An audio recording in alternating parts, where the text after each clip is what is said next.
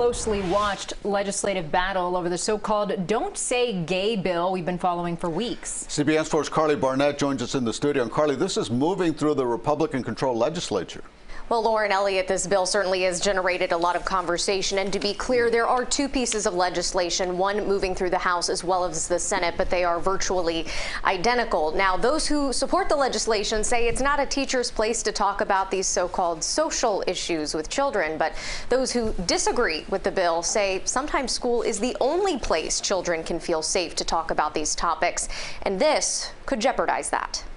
Members of the group Safe Schools South Florida were in Tallahassee to speak against what's called the Parental Rights in Education bill, known as the Don't Say Gay bill by those opposed. It sends this message, really, that talking about these things, that the existence of these things is inappropriate for children to know about, that we are inappropriate for children to know about. Max Fenning, founder of the LGBTQ support group PRISM, says this will contribute to stigma against queer students or queer parents of students. We're giving a voice to a parent because they don't think that their child should know that we exist, that we are simply here on this earth. Is so invalidating and demeaning.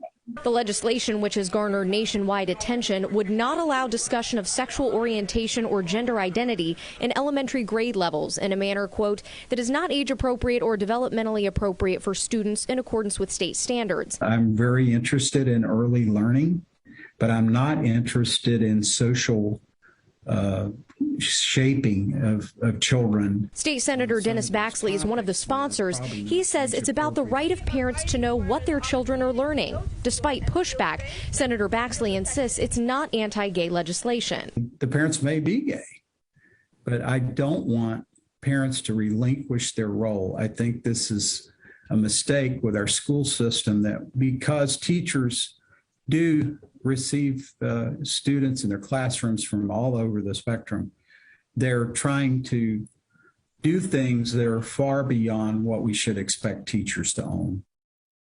Looking ahead to tonight at 11, we speak to a child psychologist about the implications if this legislation should pass. It goes before a House Judiciary Committee tomorrow, but in the Senate, it still needs to go before two more committees before being finalized. Lauren Elliott.